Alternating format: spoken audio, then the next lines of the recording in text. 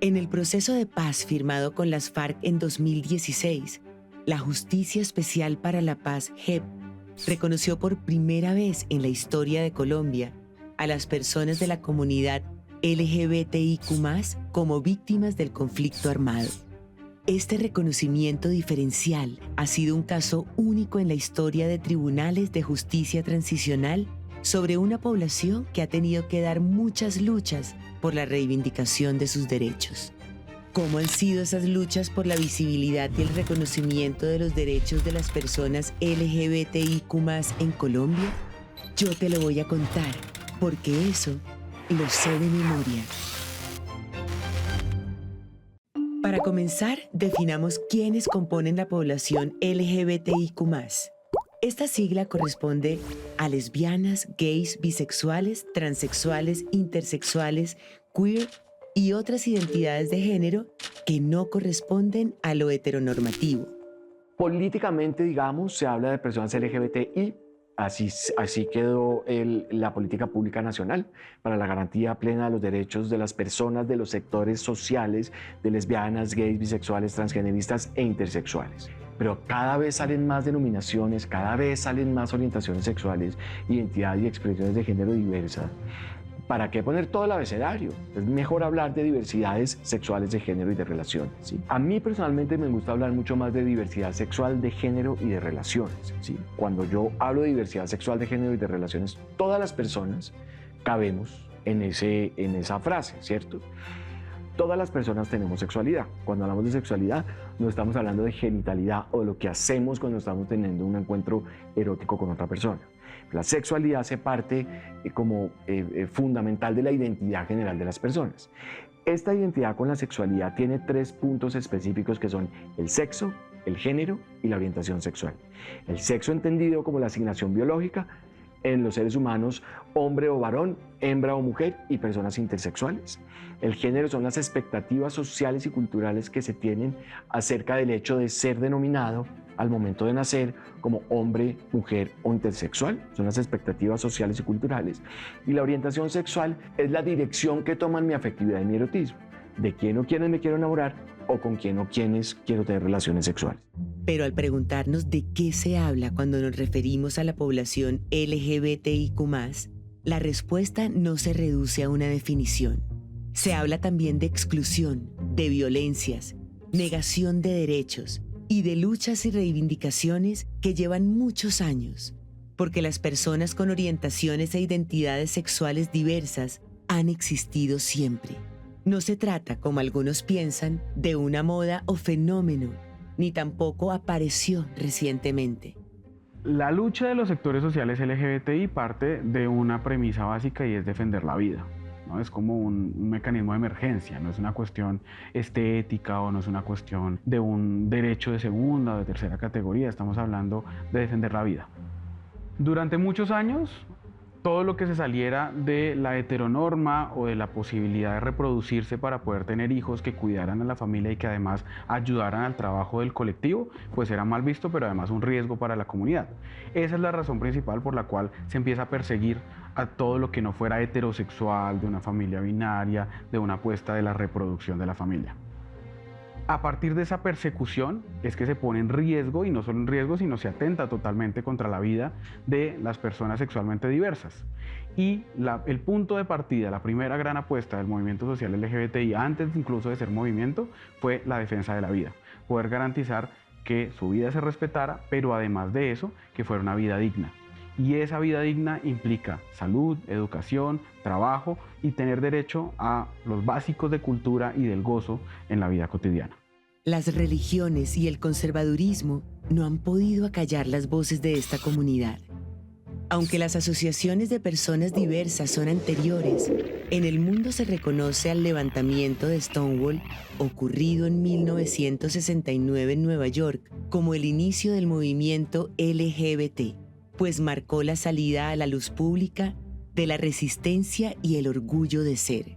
Imaginemos Una noche en Nueva York en 1969. Imaginemos también un grupo de personas que han sido segregadas por la forma en que aman, por sus propios deseos, por sus propias preferencias. Ahora imaginemos un grupo de estas personas que han sido segregadas en un pequeño bar donde llega la policía a cometer abusos. La policía estaba acostumbrada a que muchas veces estos abusos no eran respondidos y las personas terminaban siendo sometidas, pero las personas terminaron sintiéndose cansadas de esto y en este incidente de Stonewall las personas respondieron y empezaron a hacer un revuelo y lucharon por sus derechos. A raíz de este momento es que se conoce como el Día del Orgullo o el Día de la Ciudadanía LGBT en el mundo, porque dijimos no queremos más opresión, no queremos más maltrato, no queremos más ciudadanías ni de segunda ni de tercera. Somos personas comunes y silvestres que merecemos iguales derechos, iguales oportunidades. Décadas antes, en Colombia, las leyes condenaban la homosexualidad como un delito, según el Código Penal colombiano, que había sido promulgado en 1936. Sin embargo, a finales de los años 40, se dice que nació un grupo de activistas llamado Los Felipitos. En los años 40 se especula que existió un grupo de hombres homosexuales de clase alta que se llamaban Los Felipitos. Este grupo de hombres se reunían buscando espacios también para expresar sus deseos, también para vivir la forma en que amaban, para expresar esas preferencias que tenían. Sin embargo, no hay una evidencia muy clara de que este grupo realmente haya existido. Y más allá de si es cierto o falso, podemos pensar que este relato también le da vida a muchas historias que fueron silenciadas, a muchas caras que no conocemos, que también hicieron activismo desde su intimidad, así no conozcamos sus rostros y sus nombres actualmente. Más de 3 décadas después, y gracias a la modernización de las leyes y a cierto activismo de grupos de liberación homosexual creados en los años 70, la homosexualidad quedó despenalizada en 1980. El movimiento de liberación homosexual fue muy importante acá en Colombia, pensando en el activismo. Se desarrolla en los años 70, más o menos en el 77, con León Zuleta, y después hizo parte también Manuel Velandia, y desde ahí empezaron a convocar a más personas y hubo un momento clave que fue en el año 82 donde se realizó la primera marcha LGBTIQ en Colombia, que fue en la Macarena, donde empezaron a reivindicar distintos derechos, muy inspirados incluso en lo que había pasado en Stonewall, también lo que había pasado en los campos de concentración del Holocausto, porque utilizaban además estos triángulos rosas que eran emblemáticos para reclamar esos derechos y los distintos atropellos que se habían vivido. Entonces fue fundamental para eso, para crear redes, para empezar a hacer distintas reivindicaciones políticas y empezar a tener visibilidad hacia la sociedad. La despenalización del homosexualismo, digamos, en 1980 tiene varios momentos, porque no es como que coloquen esta ley o este dictamen y se haga efectivo. Hay como varios pasos para que eso ocurra, donde el movimiento realmente tiene que engranarse muy bien. Y todavía funciona de esa misma manera. Por eso son tan importantes las manifestaciones en la calle, ¿no?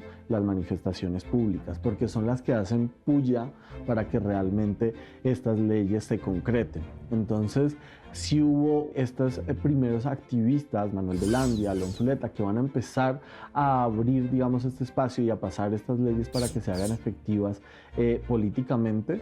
Pero también hay una resistencia en la calle que va a empezar a hacerse vigente para que esto también se haga concreto en lo público. Si ya hay una ley que nos propone, que ya nos deja, digamos, vivir como esa diversidad o ese homosexualismo desde la libertad, pues también hay que hacerlo válido, y hacerlo válido es salir a la calle a hacerlo efectivo. Entonces empiezan a haber muchos performances o muchas manifestaciones de cuerpo que tenían que ver con la afectividad homosexual o la afectividad LGBTIQ+, ¿no? Una década después, comenzaron a surgir otros movimientos, en especial de mujeres lesbianas que hasta ahora se habían adherido a movimientos de hombres homosexuales o a grupos feministas con los cuales no se identificaban del todo. El activismo de las mujeres lesbianas tiene bastante historia, muy poco escrita.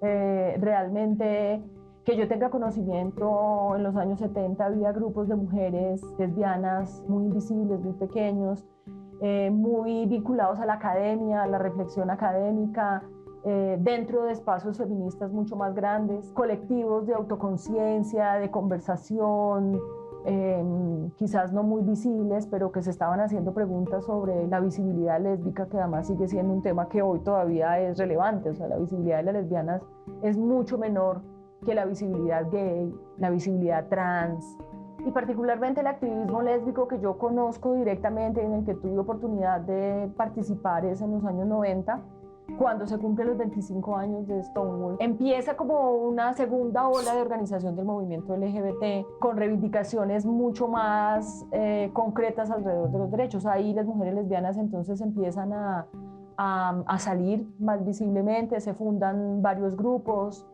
El primer grupo, digamos, que yo conozco se llamaba un grupo de mujeres feministas que tenía como un capítulo de lesbianas.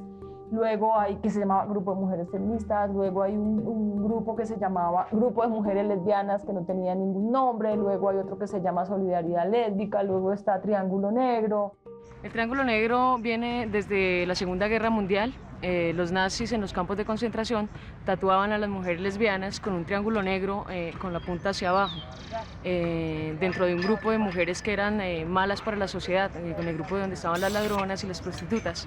Nosotras reivindicamos este acto que fue doloroso y marcante para las lesbianas, subvertimos el triángulo, lo pusieron de para arriba, sí, y le colocamos la bandera de los colores. Esta es la bandera de la diversidad sexual. Degenérese, Mujeres al Borde, que empieza siendo un grupo de mujeres lesbianas y bisexuales. Hay, digamos, una explosión de lideresas lesbianas muy visibles en el movimiento LGBTIQ+. No fue casualidad que en los 90 creciera con más fuerza el activismo de la comunidad LGBTIQ+ en Colombia. De un lado, en 1991 se proclamó una nueva constitución política, en la cual incluyeron artículos sobre los que se apoyaría el movimiento de diversidades sexuales en Colombia para continuar con la conquista de sus derechos. La igualdad, el principio constitucional del pluralismo y el libre desarrollo de la personalidad. Además, la Constitución estableció un nuevo mecanismo para exigir el cumplimiento de derechos fundamentales, la tutela. Algo importante desde la Constitución de 1991 es esta declaración de igualdad, y desde ahí es donde se pueden anclar todos estos derechos y muchos de los reclamos y denuncias que se han hecho desde personas LGBTIQ, que precisamente esa Constitución de 1991 se ha convertido en una plataforma desde donde se han podido hacer muchos reclamos, que muchos de estos reclamos cada vez vamos avanzando más en poder pensar, bueno, desde el matrimonio de personas del mismo género. También podemos pensar en el cambio de género en la cédula. Podemos pensar también en luchas que se están dando ahora, como la ley integral trans, que también es clave, y todo esto se logra apalancar también a partir de la Constitución de 1991. En 1993 hubo una sentencia que fue fundamental frente a los derechos LGBTIQ, y esta sentencia fue la T-594. Desde ahí, las personas que sentían que no correspondían su identidad con su nombre podían hacer este cambio de nombre, y esto fue clave para las personas trans. Acá es importante pensar que esto fue un precedente crucial para otras luchas que vinieron, y fue también un ancla y un faro de luz de pensar las cosas sí pueden ser mejores y las cosas pueden cambiar. Por otro lado, durante los 90, el crecimiento de casos de transmisión del virus del VIH fue otro motivo de estigmatización. Sin embargo, en 1993 hubo una serie en la televisión colombiana en la que se abordó el tema del virus del VIH sin asociarlo a las personas homosexuales, que fue Señora Isabel, en la cual María Consuelo, un personaje muy querido, vive la enfermedad. No sé cuánto tiempo voy a vivir. Muchos años. Hay personas que portan la enfermedad Pero no lo sabemos en mi caso, ¿no es así? Así es. En 1996, la televisión colombiana mostró por primera vez una miniserie cuyo conflicto central era la doble vida de un hombre bisexual. Su nombre era Géminis. Todo el día nervioso, alterado, lleno de culpa. ¡No me digas más ese tipo de cosas! César, por favor, no grites. Es mi mujer, la amo. Y entre nosotros todo debe terminar, David. Géminis, dirigida por una mujer, Patricia Restrepo, fue una serie precursora en América Latina al sensibilizar a la audiencia sobre un tema hasta ahora tabú. Fue transmitida en varios países y suspendida de la pantalla en Ecuador. También hubo en la literatura relatos que hacían una crítica a la discriminación y a las violencias cometidas contra la población LGBT. Fernando Molano Vargas, en libros como Un beso de Dick, que tengo acá, Vista desde una acera, también Lo bello y las mariposas, que son textos inéditos, hace una representación de una ternura poética y de la belleza política y poética del sexo entre dos chicos y dos hombres que se aman y se enamoran, siempre en un contexto de discriminación social. Son libros y es un autor, es una voz que lamenta y es rabiosamente crítica, sobre todo de la discriminación institucional. En Vista desde una acera, Fernando Molano Vargas muestra al colegio y los hospitales en 1988, que es un año crítico en la epidemia del VIH-Sida, ¿sí? Muestra cómo los hospitales institucionalmente discriminaban, ¿sí? Y relegaban a los hombres homosexuales que llegaban enfermos por el virus. Mientras el tema era narrado en la tele y ciertos libros, por el lado jurídico seguían sucediendo cosas. En 1998, por medio de la sentencia T-101, la Corte Constitucional ordenó garantizar el cupo escolar a 2 jóvenes que habían sido expulsados de su colegio en Ginebra Valle por su orientación sexual. Ese mismo año, hubo una manifestación considerada histórica, en donde 2 docentes homosexuales, un hombre y una mujer, demandaron ante la Corte Constitucional el estatuto docente que hasta entonces consideraba la homosexualidad en los docentes como una falta disciplinaria. Por años hemos estado los homosexuales y las lesbianas educando y hasta ahora no hemos alterado el desarrollo pleno de su formación. Y algún día ojalá me pueda quitar la máscara y decirlo tranquilamente. El siglo XXI marcó un gran avance en materia de derechos para la comunidad LGBTIQ+. En 2001, en el marco de las negociaciones de paz entre el gobierno de Andrés Pastrana Arango y la guerrilla de las FARC, el sector social LGBT fue convocado para trabajar en colectivos a nivel nacional con una agenda política de acuerdo con sus necesidades. Este fue un punto de inflexión para que el movimiento empezara a organizarse con más acciones públicas orientadas a la conquista de derechos civiles y políticos, así como a tener sistematizadas las violaciones a sus derechos, abusos y las barreras de acceso. En ese contexto, en 2004, se fundó la organización Colombia Diversa. Colombia Diversa es una entidad sin ánimo de lucro que surge en el año 2004 con la idea de, primero, de promover un debate público alrededor de los derechos de las personas LGBTIQ+, de exigirle al Estado colombiano respuestas frente a la discriminación y la violencia y exigirle también respuestas respecto a la falta de igualdad, legal principalmente, y luego pues en la vida cotidiana. Colombia Diversa se reconoce en primer lugar por haber logrado el reconocimiento de los derechos de las parejas del mismo sexo, lo que en Colombia se llama la unión libre o la unión marital de hecho, que se reconoce en el año 2007 por una demanda de inconstitucionalidad que puso la organización. Después luchamos con otras organizaciones por el matrimonio igualitario, por la adopción de parejas del mismo sexo, por el registro de los hijos de las parejas del mismo sexo como hijos de ambas partes de la pareja sin pasar por el proceso de adopción, el reconocimiento de muchas sentencias que reconocen que la discriminación ha sido la motivante de la violencia, por ejemplo, el suicidio de Sergio Urrego o el asesinato de líderes LGBTIQ+, que fueron motivados por la discriminación.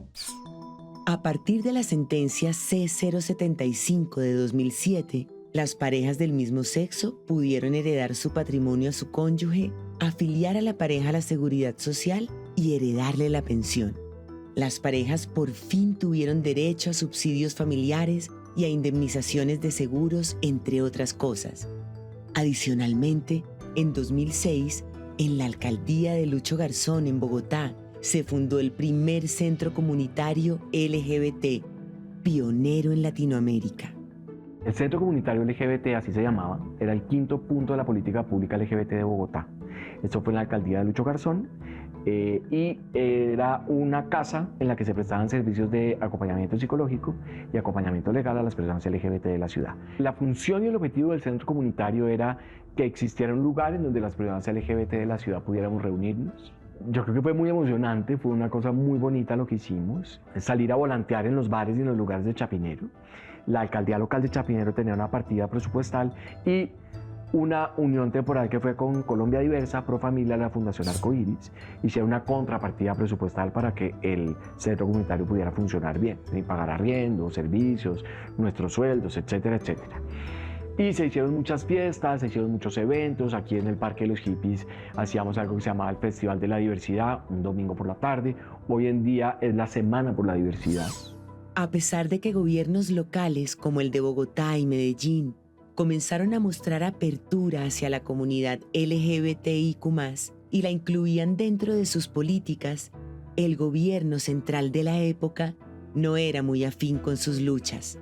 Pero uno de los logros más recordados se dio en el año 2015, cuando fue aprobada la adopción por parte de parejas del mismo sexo, y un año después fue aprobado el matrimonio igualitario y el derecho de un menor de edad a tener 2 mamás o 2 papás en su registro civil. Yo en primera instancia tendría que decir que la Corte Constitucional colombiana es de las más progresistas y garantistas a nivel mundial. Y esto nos ha permitido un aspecto y un momento muy importante en la historia después de la Constitución de 1991, ya que gracias a 2 mecanismos, uno, muy conocido, que es la acción constitucional de tutela, y 2, de acciones muy específicas de litigio constitucional, la Corte en más de 100 sentencias se ha pronunciado a nuestro favor. En el proceso de reconocer los derechos de las personas LGBT en Colombia después de la Constitución del 91 hubo como 3 etapas. Una en la que la Corte Constitucional reconoció derechos individuales. Otra a partir del año 2010 que empieza a reconocer derechos de parejas y esto viene a concretarse entre el 2007 y el 2009. Y luego vienen familias. Y creo que fue muy significativo en un país como el nuestro que tiene esta construcción social tan clara alrededor de la familia, poder hablar de 2 derechos tan esenciales como la adopción y el matrimonio para las personas homosexuales. Creo que ayudó un montón a generar una conversación necesaria acerca de por qué los homosexuales nos queríamos casar. Pues nos queremos casar porque establecemos relaciones afectivas con personas con las cuales queremos compartir nuestra vida y generar un proyecto de vida en común. Y pudimos hablar de eso y creo que eso ayuda a avanzar en esos temas como los derechos que tienen que ver tan directamente con la familia, como adopción y matrimonio, ayuda al cambio cultural y ayuda a que cada vez más gente entienda que existimos, que tenemos derecho a amar y a ser muy felices. A pesar de los logros en materia de derechos que ha tenido la comunidad, la mentalidad de los colombianos va a velocidad más lenta. Todavía hay mucha discriminación asociada a grupos políticos católicos, cristianos y conservadores que utilizan la homofobia como capital político. La percepción que las personas tienen sobre las personas homosexuales, la que en general las comunidades tienen sobre las personas LGBTI, depende mucho de una información instalada que hemos recibido toda la vida. Estamos en una cultura que es homofóbica. Casi que puedo asegurar que las personas que van a ver este video sabrán, si les pregunto la primera vez que usted oyó hablar acerca de homosexuales o bisexuales o trans, ¿escuchó un comentario positivo o negativo? La respuesta va a ser negativo en el 95% de los casos. O más. Hay un mensaje cultural muy fuerte que ha generado un estigma muy fuerte sobre las personas homosexuales, bisexuales y trans. Hemos avanzado, hemos cambiado mucho, pero ese cambio cultural toma más tiempo y es un proceso que requiere de mucho diálogo y de encontrar estrategias comunicativas que sean efectivas para llegarle a la gente que no necesariamente está involucrada en estos temas, pero que se siente tocada por lo que, tengo un hijo homosexual, tengo un sobrino, mi papá, etc. Es muy importante generar unos diálogos ahí. Lo bueno es que en ciudades como Bogotá, las cosas van cambiando. El hecho de que los bogotanos hayan elegido por primera vez a una mujer lesbiana como alcaldesa en 2020 es una muestra del respeto a la diversidad por parte de la ciudadanía. Bogotá es referente mundial en la garantía de derechos de las personas LGBTI. Cuando nosotros hablamos de que en Bogotá se puede ser, es porque es real y porque muchas personas de todo el país y de otros lugares vienen a Bogotá a poder ser gays, lesbianas, bisexuales, trans. Nosotros somos referente a nivel mundial porque en la mayoría de países de la región todavía sigue habiendo una brecha enorme de garantía o reconocimiento de los derechos. Nosotros somos un país de avanzadísima junto a Uruguay, Argentina, tal vez México y un poquito Brasil, pero realmente incluyendo a Estados Unidos, en toda la región lo que hay es una apuesta contradictoria a los derechos de las personas LGBTI y que acá existan unas casas LGBTI, una apuesta distrital, una política pública y unas acciones totalmente sólidas y garantizadas en el tiempo, nos hace también referentes de que no es solamente un discurso, no es solamente un papel, sino que también son acciones concretas. Además, el reconocimiento de la comunidad LGBTIQ+, como población víctima del conflicto armado, es un hito de una importancia enorme en la historia del país. El conflicto armado en Colombia tuvo un relato completamente oculto que fueron las violencias hacia las personas homosexuales, bisexuales y trans de parte de todos los actores armados, todos, los legales y los ilegales, todos, porque el machismo incrustado en quienes usan armas hizo que sancionaran de manera adicional a las mujeres y a los hombres trans y a las personas LGBT en general. Y es muy importante el reconocimiento de la JEP porque pone sobre la mesa una violencia que ocurrió de manera sistemática por parte de todos los actores armados en el conflicto. Y por eso es tan importante que la JEP haya abierto este capítulo y reconozca que estos hechos ocurrieron, que estos hechos victimizantes estuvieron fundados en la homofobia y en la transfobia de cualquiera de estos actores armados que llevaron a cabo acciones absolutamente violentas. Al mirar hacia atrás y al pensar en el futuro es muy importante que recordemos cada uno de esos momentos que hubo, que fue clave, cada rebelión, cada lucha, cada momento también de manifestación de amor y de deseo, porque todos estos momentos son los que nos están permitiendo construir ese futuro donde todos podemos ser libres de ser quienes realmente nosotros somos. Hoy en día, el reconocimiento de las personas de la comunidad LGBTIQ+, abarca hasta el uso del lenguaje incluyente. Ellos, ellas y ellas han logrado conquistar derechos que en los años 50 parecían inalcanzables.